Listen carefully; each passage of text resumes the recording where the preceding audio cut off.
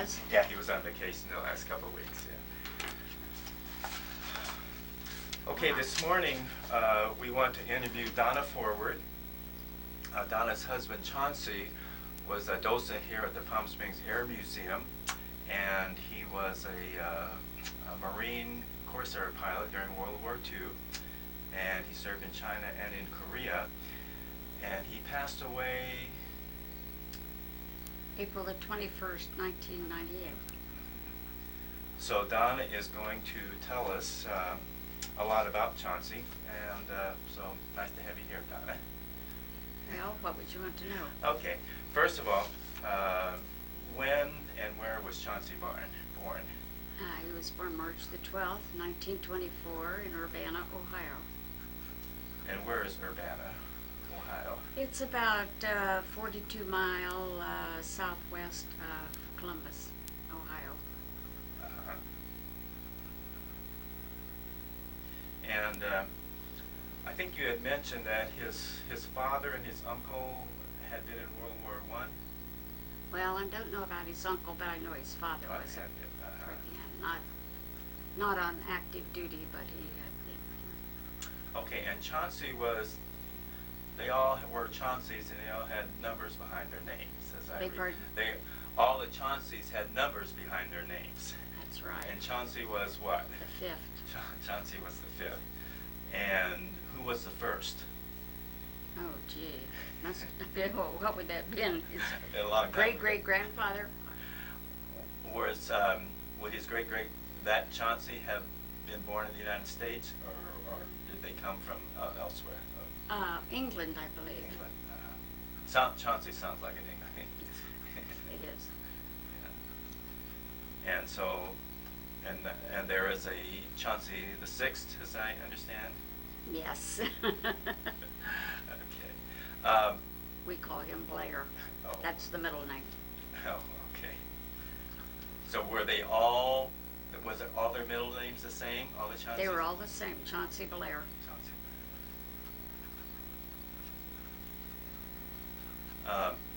What did his father do? He was head engineer for their jet in Grand Rapids, Michigan. Chauncey's father was? Yes. Okay, no. Is that who you were asking? Yeah. But when Chauncey was growing up, when he was a boy, where did he work? Well, when Chauncey's father graduated from Ohio State University, let's see, 3 months after Chauncey was born, which was unusual at that time. He married and going to school. Well, he was 26 years old. He'd gone to junior college first before he went to Ohio State. And then he went to, his father was in, Chauncey's grandfather was in the refining business. He had his own refining company. Chauncey's... That's oil refining? Big part, yeah. Oil refining? And in Urbana. And when Chauncey's father and his brother graduated at the same time from Ohio State, when Chauncey was 6 weeks old, they went to Port Arthur, Texas to work for an oil company. And I think perhaps it was Texaco. I know he had some connection with Texaco at the time. And then when Chauncey was 6 years old, they moved back to Urbana. Okay.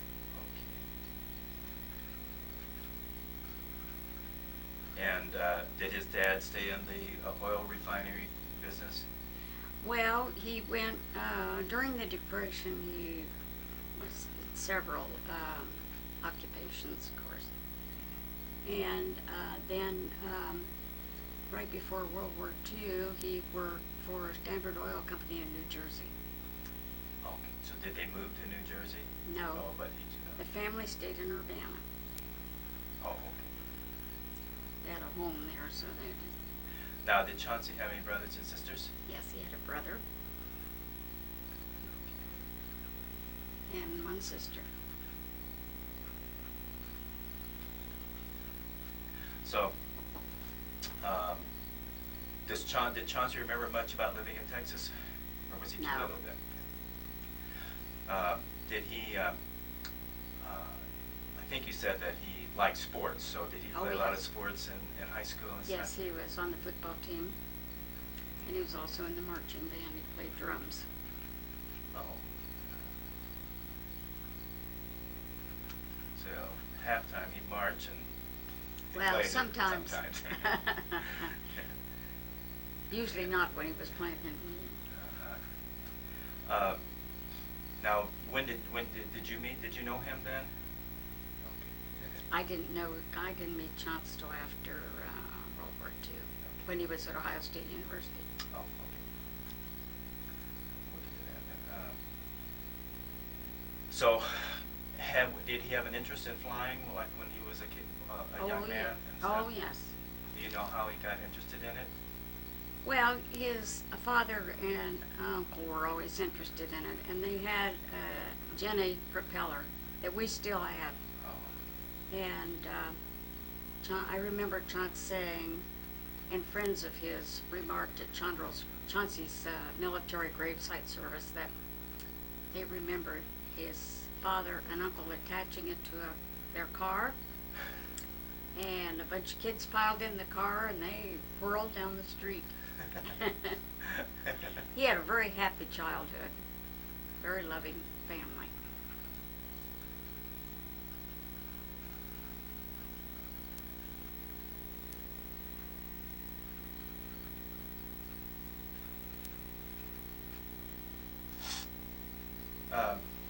So, what kind of a student was he? Did he in high school?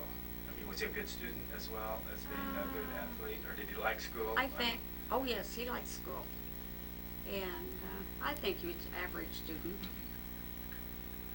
So, what year did he graduate from high school then? 1942, May of 1942.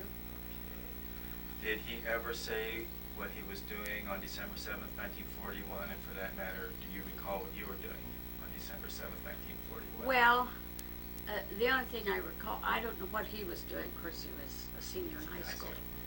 But he did say, at the time his father was in New Jersey, and he called home and said, tell Chauncey not to do anything foolish, to finish up school. But Chauncey did try to enlist in the Air Force, but he was too short. And he enlisted in the Navy, but he finished high school and then went in. Okay, all right. Trying to jot in this. How tall was Chauncey? I think he was either 5'4" or 5'5". Really? He just made it in the Navy.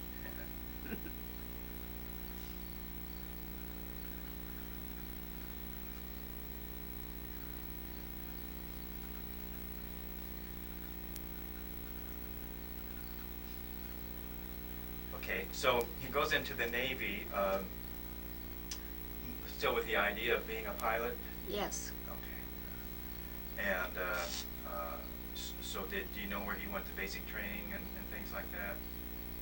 Oh, We I probably have haven't. I have it written down Yeah. on the paper. Yeah. Okay, fine, we'll figure that out.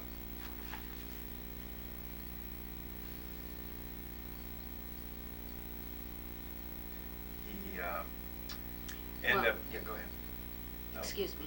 Go ahead. No, that's great. I was going to say, I guess he applied for flight training, and that's where he went to Iowa State University? No, he went to Miami University, and that's when they took civilian flying lessons. Oh, okay. But that's what, it was a Navy program. Uh-huh. That was Miami of Ohio. Miami University of Ohio.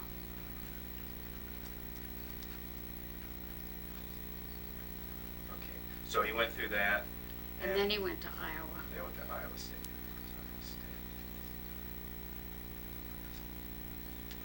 I think he either went there or to Glenview, Illinois. And then I see he went to. Okay. Yeah, Iowa State was pre-flight. He was in there, yeah. And he went to Corpus Christi. Mhm. Is that where he got his wings then? in Yes. Corpus Christi? 1944.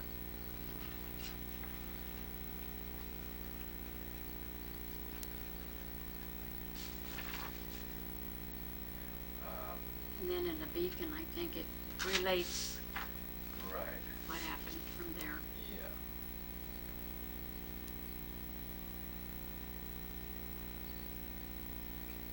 So right behind you, this big plane is the Corsair, and that's I think what Chauncey flew mostly. That's right.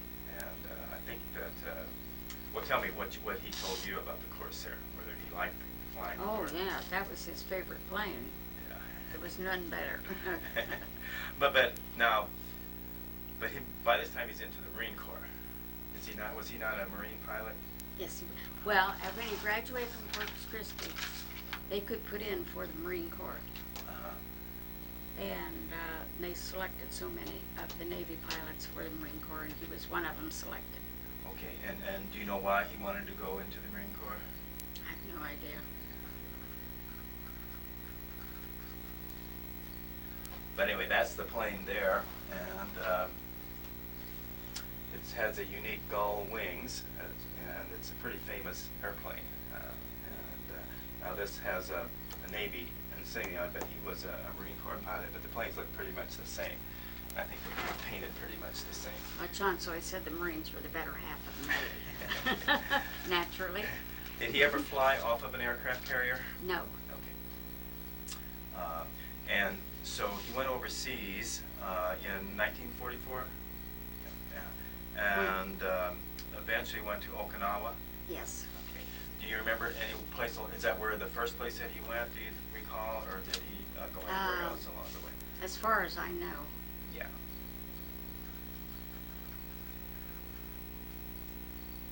You had mentioned, I think, that there was a unique circumstance where he ended up bunking with his cousin. Can you tell us about that?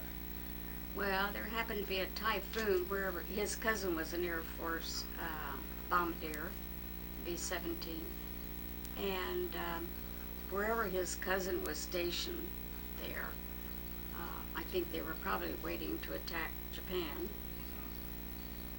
They had a typhoon, and all of the Air Force things were destroyed, so they moved them all up to Okinawa, where Chauncey was. His cousin didn't know he was there, and Chauncey didn't know that Norm had been brought there, but then they happened to meet. So they had to share their bunks, so Chauncey shared his room with his cousin. Yeah, that was pretty special, actually. So while they were on Okinawa, I assume that they were getting ready to attack Japan. Right. That was the thought. Right. And when did he say how he first heard about the atomic bomb being dropped or anything about that? He never mentioned Yeah, that. okay. But it saved him from having to attack. Right. So I'm sure he was happy about that. So then after VJ Day, did he come back home or? No, he was sent to China. And for what purpose? I can't pronounce the word. Well, that's all right, but I mean, was it to It was Peking. He went to Peking? Okay, and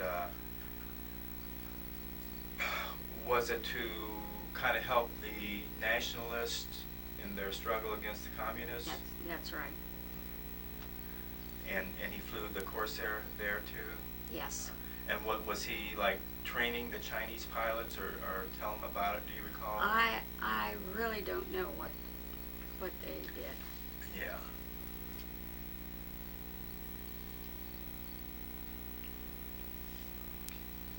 And how long was he in China? Well, until he was released from the active duty. Which would have been like, was that like later on in 1946? Uh-huh. Yeah. And so then he came back home to Ohio. Uh-huh. Okay. And he joined the reserves, Marine Reserves at Port Columbus, at Columbus, Ohio, and enrolled at Ohio State University School of Engineering. Now, did you meet him at Ohio State? Mm-hmm. Okay, what were you doing there? Well, at the time I was dating his big brother in the fraternity. Oh. I did not attend Ohio State. I went to business school. Oh. And I met Chauncey after almost a year of hearing about him and he hearing about me. His fraternity brothers were trying to get us together. Which fraternity? Alpha Sigma Phi. And his fraternity brother married Phi? Alpha Sigma Phi? Phi. Phi, P-H-I. And one of his fraternity brothers married one of my best friends. And I happened to be in her wedding, and they talked Chauncey into coming to the wedding because they knew I was going to be in the wedding. And that's where we met. He saw me before I saw him. Really? Were you in the wedding? Yes, I was maid of honor. Oh.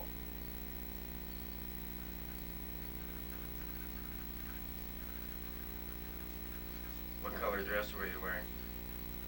Nile green. Nile green. That did it. Of course, I had dark hair then.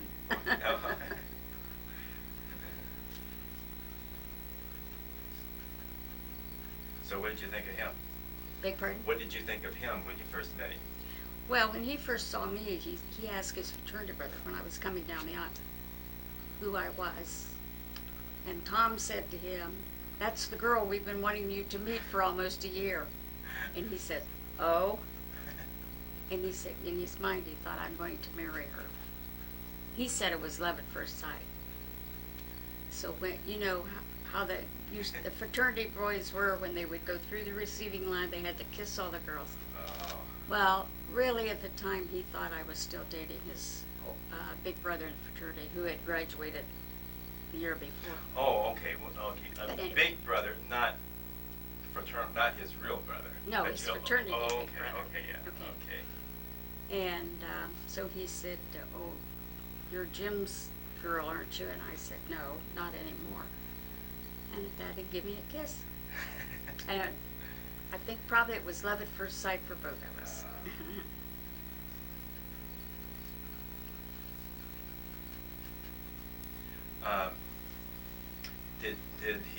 Did you guys go to football games and things at Ohio State? Yes. That was good fun. So how long did you go together before you got married? 11 months. We were married September 17th, 1949.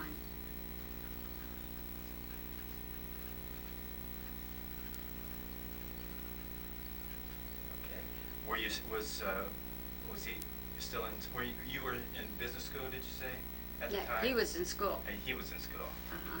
And had you finished your business school? Yes. Uh-huh. Okay. And so when did he graduate then? Well, he didn't graduate till 1955 because in 1951 he was called back for Korea. Oh,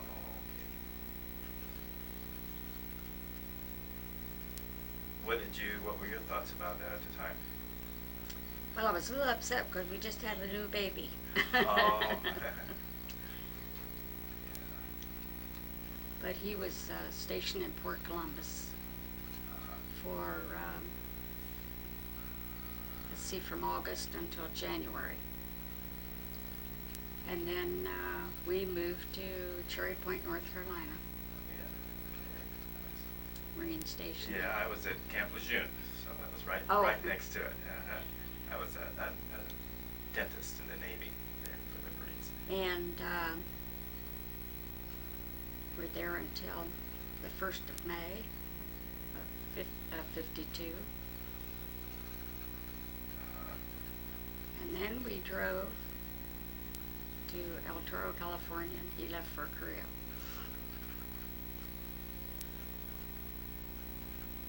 June 15th, 1952. And how long was he in Korea? 9 months.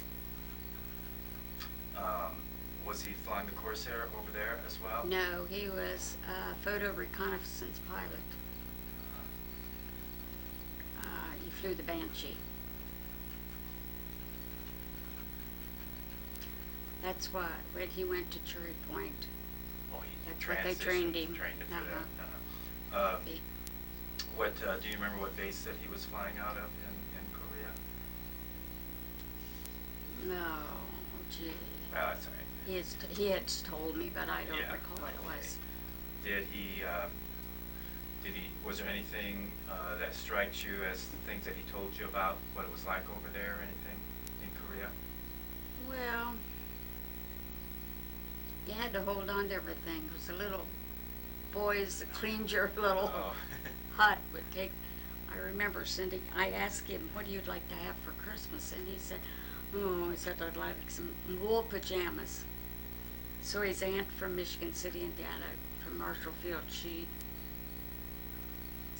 sent me 2 red pair of wool pajamas, and I sent them to Chauncey. Well, he didn't have them very long. Uh-huh. They soon disappeared. Yeah. He said it was very cold. So then he came back. It was in 1953. Yeah, March '53. And so then, what happened? Where'd you go then? Well, then he was sent to, I put it there, but I don't know how to spell Opelika, Oh, okay. Florida. Opelika, Florida. Yeah, Marine base. Until September. We were there from April until September. And then he was discharged from active duty. Still stayed in the reserves. Yes, he stayed in the reserves. And he returned to Ohio State University.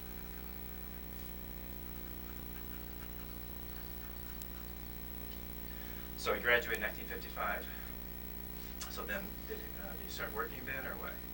Yes, he worked for architects for about 5 years. For whom?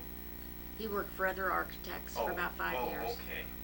So he was an architectural engineer then? Yes, and then he opened his own business. He had his own business for 25 years. And that was all in Columbus? They put All in in Columbus. Columbus? Did you work too? Only when we first got married, and then let's see. I went back to work in 1970. Oh, what'd you do then? I was secretary, city manager of our town that we lived in, Worthington, Ohio. Okay.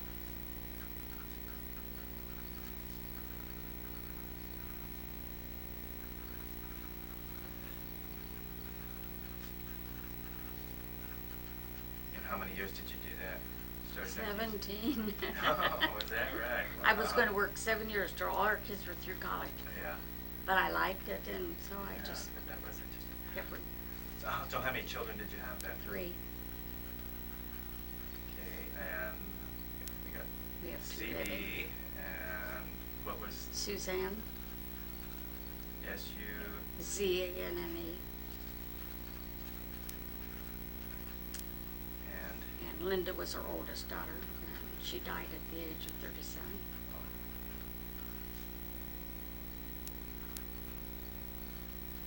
In 1988. And so what did the other 2 do? What kind of work did your son? Blair's a cameraman for movies and commercials.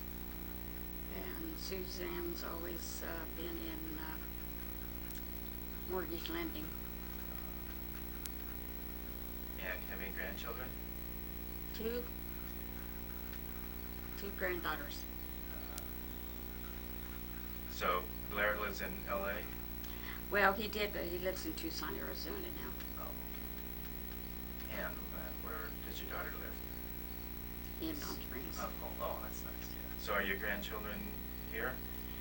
I have one, my oldest daughter's daughter is at the University of Maryland College of Engineering, medical. She's a medical engineer. Oh. And Blair's daughter is in LA. She works for a production company, Kevin Costner's production company, and she's going to UCLA this fall and study acting. What brought you guys here to the desert?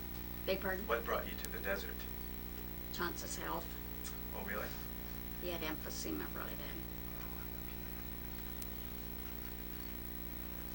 When did he first start having problems with that? Oh, he had asthma all his life, and oh gee, the emphysema, I suppose maybe 20 years. Uh-huh.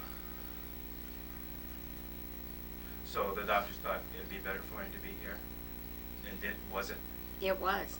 We went 5 years to Arizona for the winters, and then we came here 3 years for the winters, and then we moved here in 1994.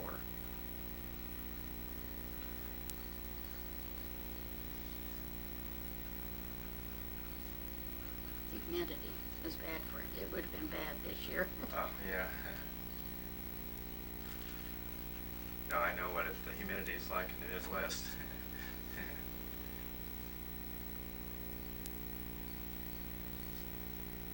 And when did Chauncey get involved with the Air Museum? I don't know whether we were coming for the winters or I think maybe right after we moved here, because he heard about it, and every time I'd take him over to Had it been built, or were they talking about it? no, they were talking about it.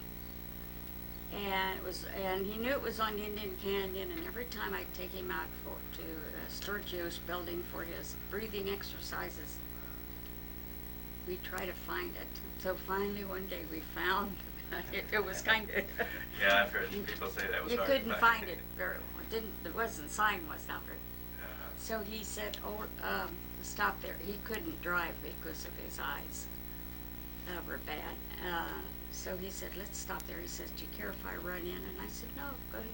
So when he came out, he joined. Good. And he loved every minute of it. Yeah. Downstairs, we have a Grumman goose that the children go through. And I believe Chauncey, that was an interest to him, especially with Yes. young people and stuff like that. I think he's the one that suggested that. He thought it was important that they knew. That way they could find out, more about just seeing the planes. They could find out something about World War II. Right. And they all seem to enjoy it. Oh, they do. They do. And, This is a real and some of the popular- docents back there tell them that I'm up in the gift shop on the days that I'm there. And they'll come up and they'll say, thank you, Mrs. Forward, for letting us go through your plane. That's got to make you feel good.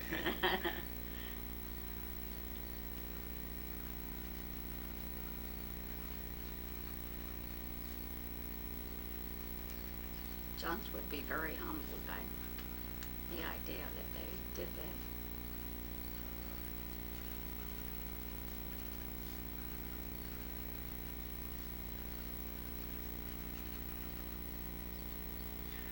And yeah, you work in the gift shop. When did you start working at the museum? In October of '98, but I only worked until January because I was having problems with my right leg. And I couldn't stand or walk. And I had to have back surgery. I had a sliver of bone pressing against my sciatic nerve in my right leg that I had to have removed. And then I started back in October of '99 in the gift shop before I was on the visitors service. Apparently the surgery went quite well. It looks like you Oh, can get yeah. around and everything. No problem. So I heal very well. Chauncey, you said was Big around. You said Chauncey was around 5'5". How tall are you? Well, I used to be 4'11". I think I'm about 4'10" and a half now. You're about my mom, I think, was about that. Is about that. that height. Yeah, so you made a good pair. Uh-huh. Yeah. Okay. Any other particular memories of Chauncey that you'd like to share with us? Oh, that he was very kind, understanding, loving partner, good parent, not one to correct children, but he left that up to me, That's your job. unfortunately. But they all turned out very well. We've never had any problem with any of them. So. How did he take it when your daughter died? Very badly. It seemed that he is health deteriorated. She worked with him. I'm sorry. Oh, she did. Mhm. Oh. She did all his public relations, and he's a color. She was a art major, and then she did some went to some architectural school. She did color layouts and all his, helped him in his work business.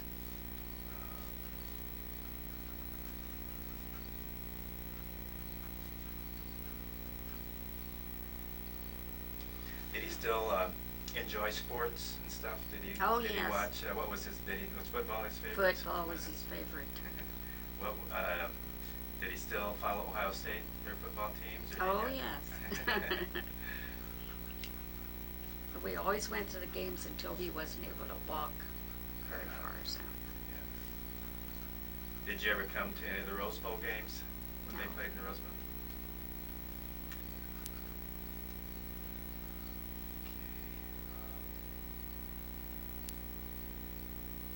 Anything else you'd like to share? I can't think of anything. Donna, thank you so much. Oh, That was you're wonderful. welcome. Yeah, Nice really of you to enjoy it. invite me. Oh, yeah. Well, this is, I hope I've been of some help. Oh, much. That'll be really good. I'll shut this off here.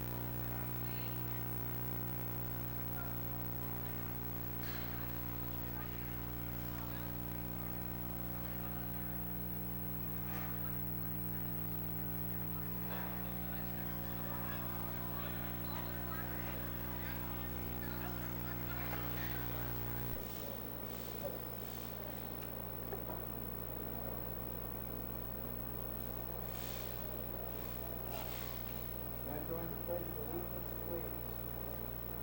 Pledge allegiance to the flag of the United States of America and to the republic for which it stands, one nation, under God, indivisible, with liberty and justice for all. What?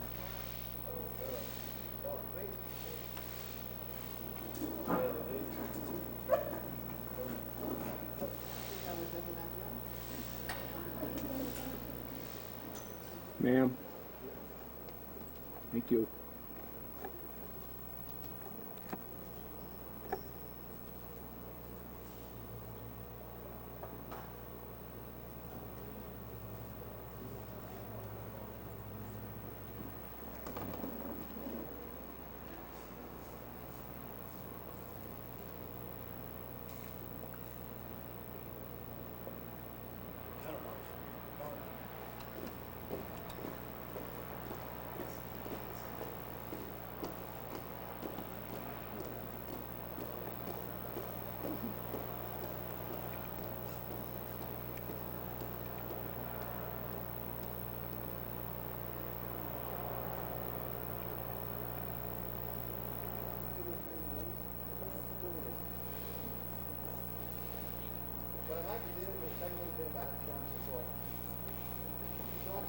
colonel in the Marine Corps aviator. As a matter of fact, two of the planes that he flew, the Tiger Cat that you see there, Corsair is behind you, but you can get a good look at the Corsair. One Tiger aircraft that he flew, that beautiful wheel that you see there.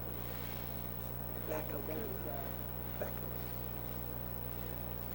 I first met Chauncey about 3 years ago, and that was the occasion when it was the first docent meeting, and Chauncey was there, and it was the start of some of the numerous things that I learned about Chauncey. There was no morning approaching with a big smile and a handshake, how are you, fine. Just about at that time, somebody walked out and said, are you a naval aviator? That did it. Chauncey stuck out his chest, stuck out his jaw, and said, hell no, I'm a marine aviator. so I knew right then and there this is where he was coming from. Beautiful, beautiful. At another time, we were having a big meeting, a discussion as to when we get some more airplanes. And Chauncey said, I own a plane that you can have. What are you talking about, Chauncey?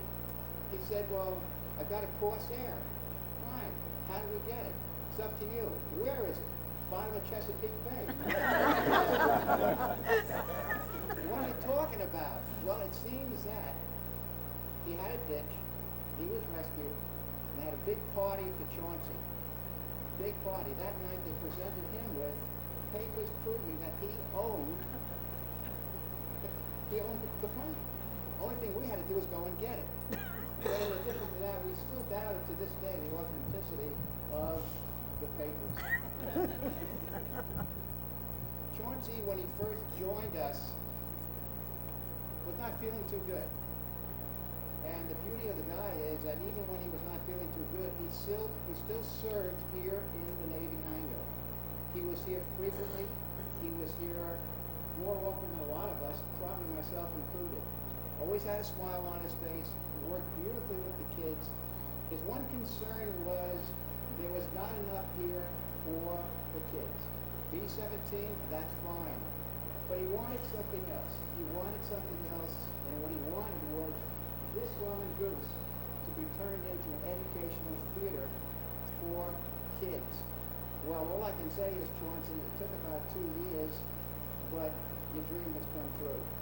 And now, I'd like to introduce Mr. Larry Zawinski, who is the director of our museum. Hey.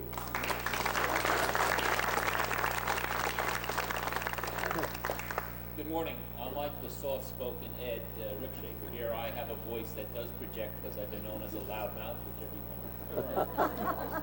I'd like to thank you all for coming today. On behalf of the governing board of directors of the museum, this is a great occasion for us because it is also a real, absolute, total volunteer effort, initiated by volunteers and carried through from the beginning to its conclusion by volunteers. And I'd like to thank all of those who were involved. There were so many of them, probably half the people in this audience. Again, thank you very, very much. This is a wonderful thing that we're doing, reaching out and expanding our audience and bringing more children into the museum so that they will understand some of our history. I'd like to thank Donna for bringing this beautiful Ford family here today. Your husband is alive and well because this was his home away from home. And at least now, one of his wishes has come true. It just takes a little bit of time, and I remind everybody that I'll get it done. That means I will get it done sometime in the future. And Ed came through with all of you folks, and sometimes it takes me longer as well. But we do get it done, and that's what's most important here. It was wonderful to have the Marine Corps here, and we're going to have you guys back in big numbers, by the way. We hope in the very near future, so that we can represent the United States Marine Corps 2000 in one of our big programs. So our future here at the Air Museum is both the past and things like the Grumman Goose and the historic aircraft that are here, but also the future as well. This is a great day. God couldn't have given us better weather, so it certainly is indicative of that. And being Navy and having to regularly help the Marines, teach them how to march. How to shoot, the Navy guys are noted for that. It was real easy for us. But anyway, again, I'd like to, it's obvious that this is a great day for the Ford family, for the Air Museum, but but also for all of us volunteers. And it's just wonderful to live here in the Valley, and that's probably why I'm so psyched up about everything that we do here at the Air Museum. It's a great team effort. Thank you all very much.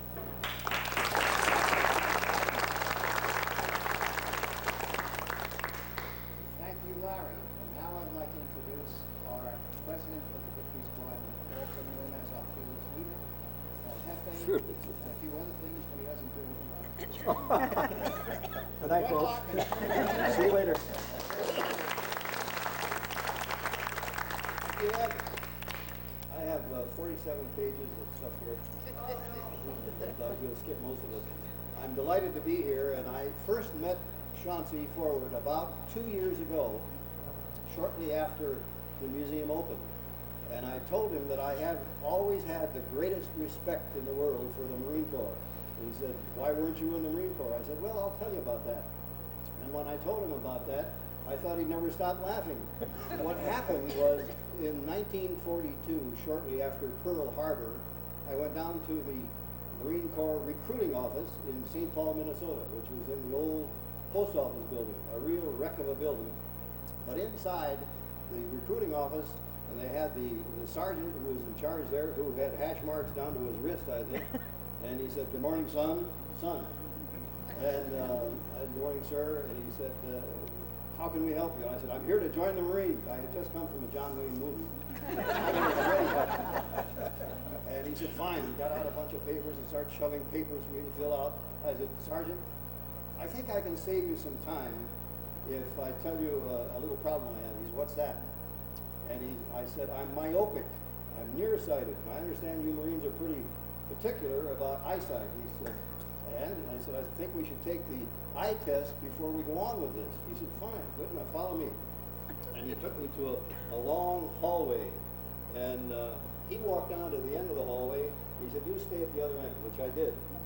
He walked down and switched on a light, and I saw a white chart come up. And he said, "Take off your glasses," which I did. And he said, "Now, read the fourth line." And I did. He said, "Oh, cover your right eye and read the fourth line." And I did that, and everything disappeared. There was a white blob at the end of this hallway.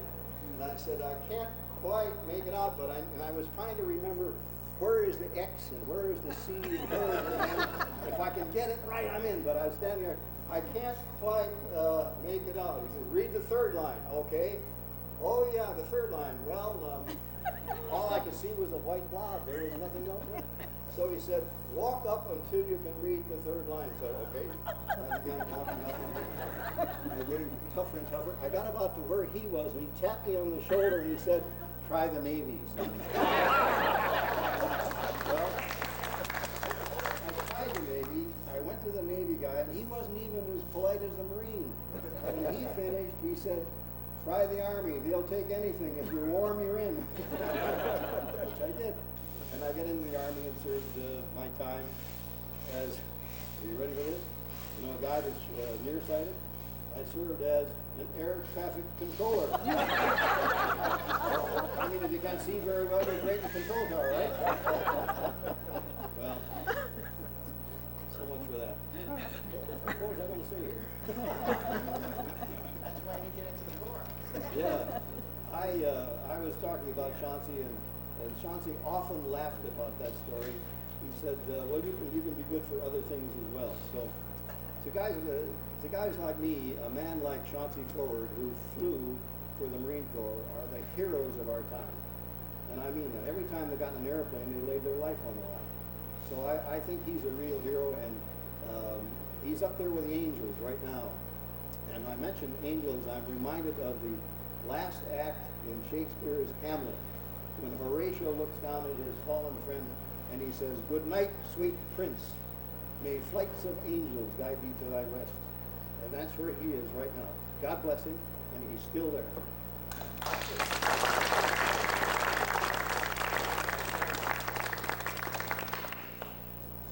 Now something very special. Donna will accompany me on the side of the boots.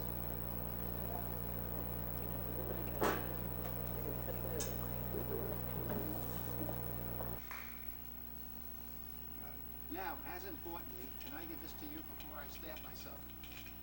Oops. One more. That's very nice. That's what you like to see. This picture. Got the flag, got the wings, got the logo hanging. Now, if I can get over here.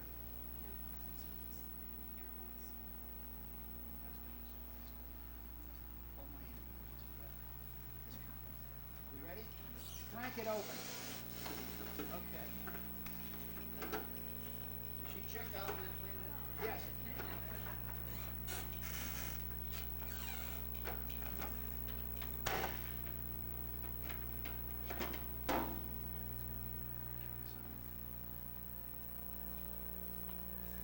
Can everybody hear me? I'm going to yell a little bit. Donna just wanted to know if this is going to be here permanently, the plaque. The answer is yes. What?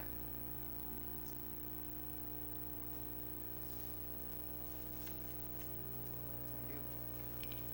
Forever.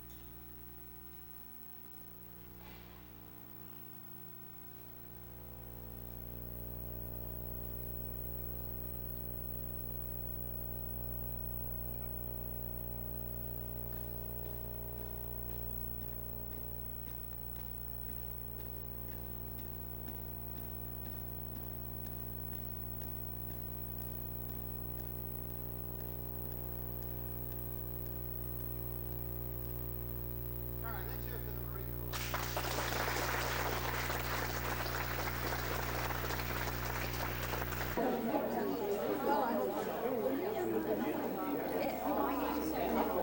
No, be careful.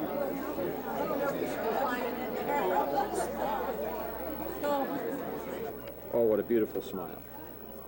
I'd like to know, what do you think of this whole affair today? I think it's wonderful, and Chauncey would be very humbled. I think Chauncey would probably be smiling from ear to ear, don't you? Well, He is smiling and I he think knows he about is. it. He I knows. think he's looking down on us and Absolutely, Donna. being very happy. When he saw the Marine Corps color guard, He's that type of got his person. attention. Well, he got a little of everything today. He got an airplane he'd been waiting to get fixed up for some time. He got a Marine Honor Guard, and he got Rex Shaver to stand up and say something without biting his tongue. So, That's right. Meet my ex-friend. well, I think it's a wonderful day. He I'm going loved to the impose a museum. new intelligence test. And he Yes. regretted that Any he could four not men fulfill here the rest of in his this room obligation. And make it Well, he- Did not watching permit him turnaround. to. He's fulfilling it in a different way. He's actually guiding us, but from a different location, don't you think? And what's the stuff that Sorry, I didn't hear. I say he's still there. He's guiding it from a different That's location. right. Hey, Norm. He'll be looking down and seeing that you do everything just right.